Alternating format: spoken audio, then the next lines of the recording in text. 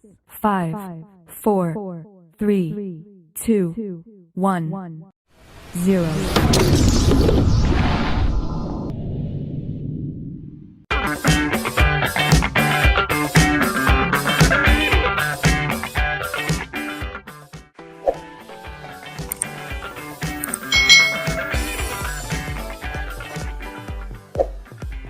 Hai. Selamat datang di channel YouTube Kak Citra. Apa kabarnya adik-adik semuanya? Kak Citra berharap kalian dalam keadaan yang baik dan sehat ya. Hari ini kita akan belajar bersama-sama untuk mata pelajaran tematik kelas 3. Kita belajar di tema 3, benda di sekitarku, subtema 1, aneka benda di sekitarku, pembelajaran yang ketiga. Mari adik-adik kita belajar dengan penuh semangat. Kertas di sekitar kita. Banyak benda yang terbuat dari kertas, seperti buku tulis yang biasa digunakan. Contoh lainnya ada tisu, kardus, dan koran juga terbuat dari kertas. Kayu adalah bahan dasar untuk membuat kertas. Pembuatan kertas dilakukan secara bertahap di pabrik. Kayu-kayu besar adik-adik dipotong hingga sebesar korek api. Setelah itu, kayu dipanaskan hingga menjadi bahan yang lunak seperti bubur.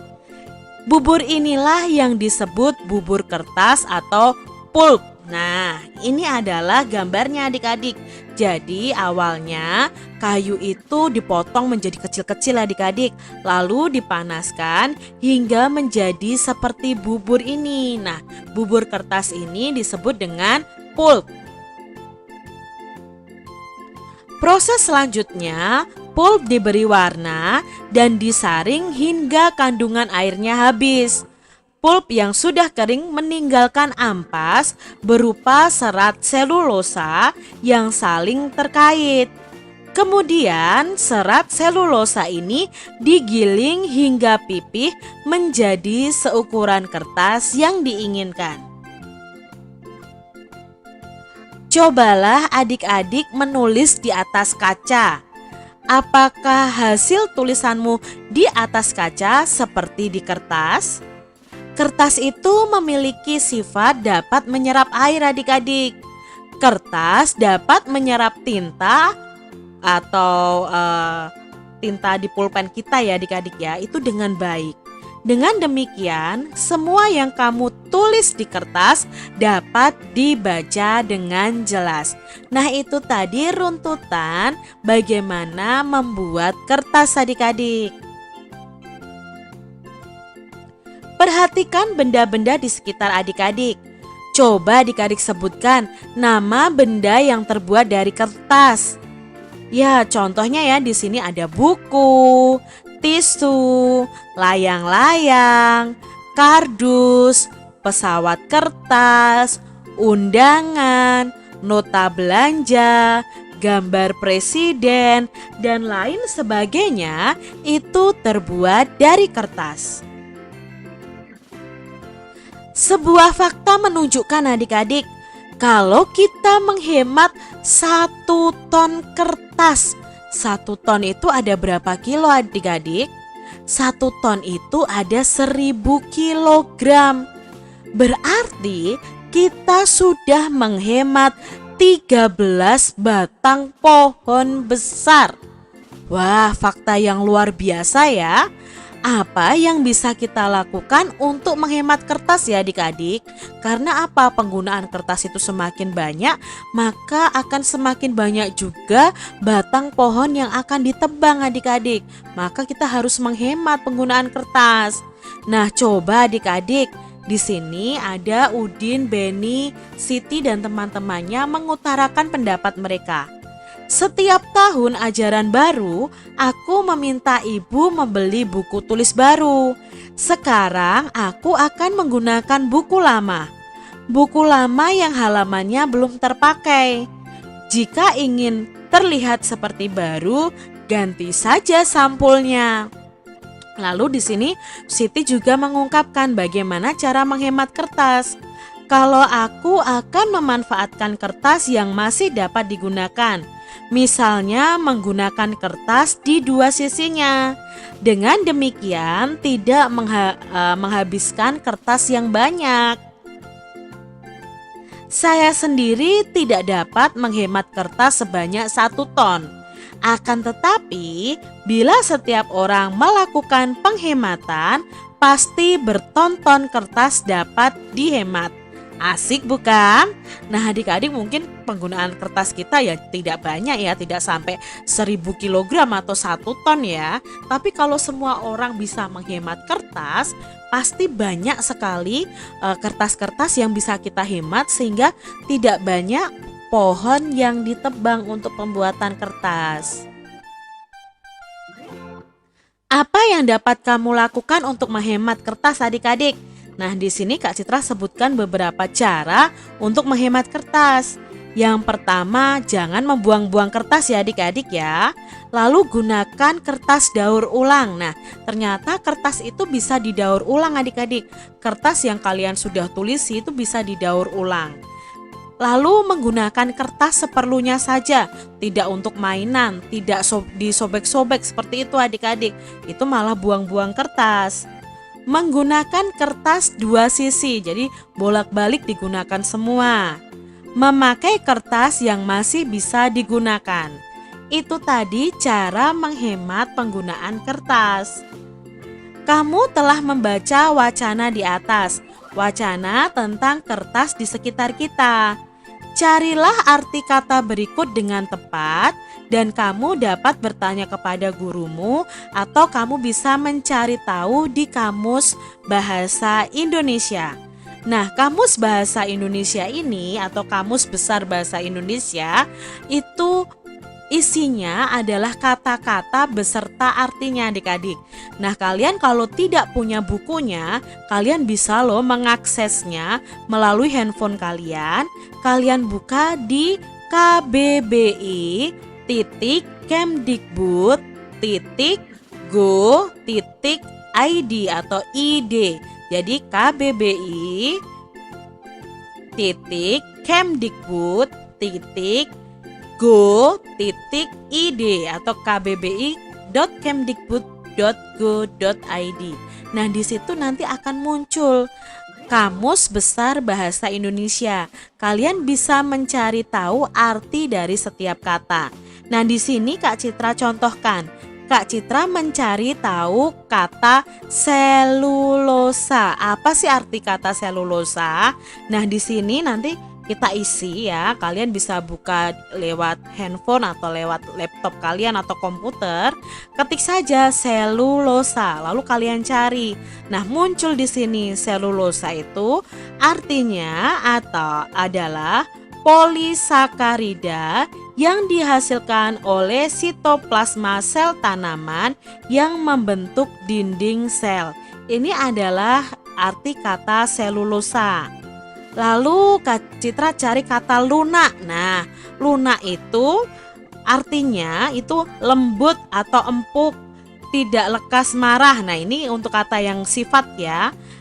Sabar, tidak terlampau keras. Nah, kalau benda lunak itu berarti lembut atau empuk. Kalau sifat orang itu berarti orang itu orangnya lunak, bukan orangnya empuk, tapi maksudnya di sini orang yang tidak lekas marah, sabar. Nah, ini arti dari kata lunak. Kalau benda itu artinya yang atas ini adik-adik ya.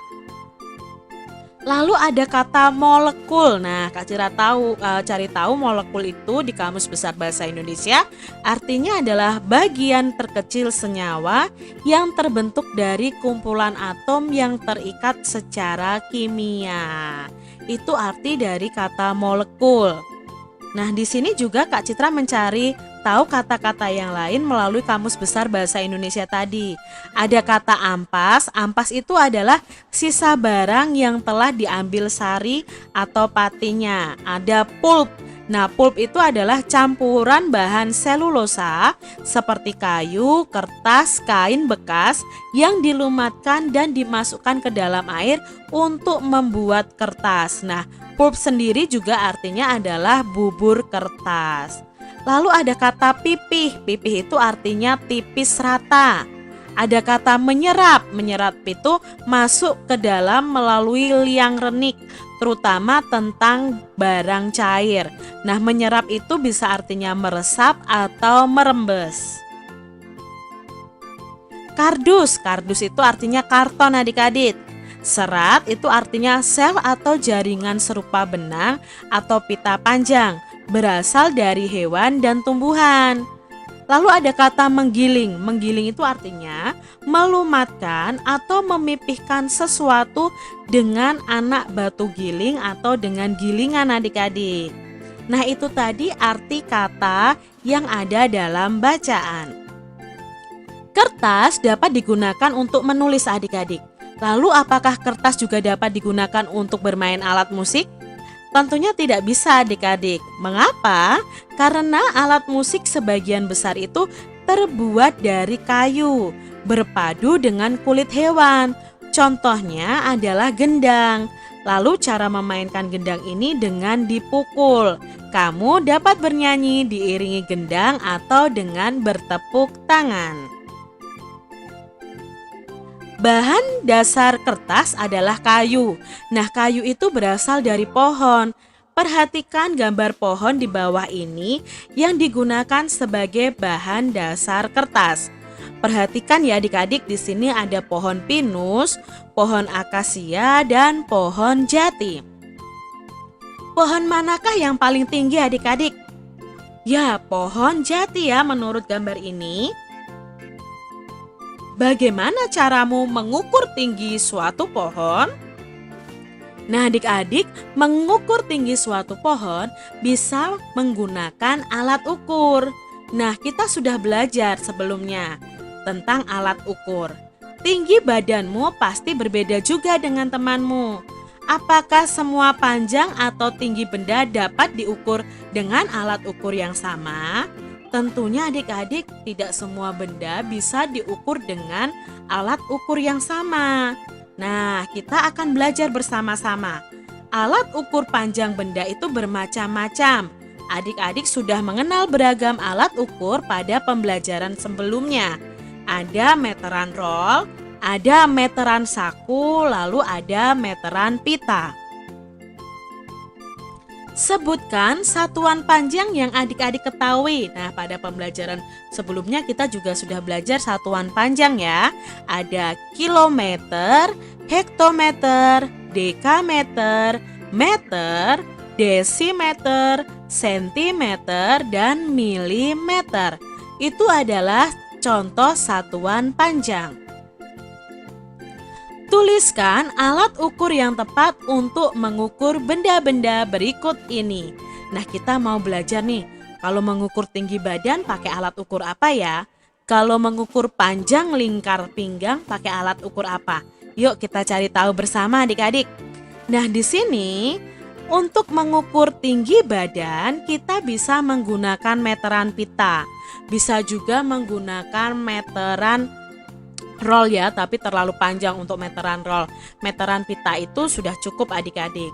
Untuk mengukur panjang lingkar pinggang ya, itu kita bisa menggunakan meteran pita. Nah, biasanya itu digunakan oleh para penjahit adik-adik untuk mengukur badan seseorang yang akan menjahitkan bajunya. Panjang meja di kelas bisa diukur dengan meteran saku. Panjang lompatan teman kelompokmu bisa diukur dengan meteran roll. Lebar papan tulis di kelas bisa diukur dengan meteran saku bisa, meteran roll juga bisa. Lalu panjang halaman sekolah bisa kalian ukur dengan meteran roll. Demikian tadi adik-adik pembahasan kita di tematik tema 3, subtema 1 pembelajaran yang ketiga. Semoga video ini bermanfaat ya untuk adik-adik semuanya. Sampai jumpa lagi di video pembelajaran Kak Citra selanjutnya. Tuhan memberkati. Jangan lupa tekan tombol subscribe, lalu tekan loncengnya, tekan juga tombol like, lalu share ke media sosial kalian. Jangan lupa untuk ikuti media sosial Kak Citra. Terima kasih.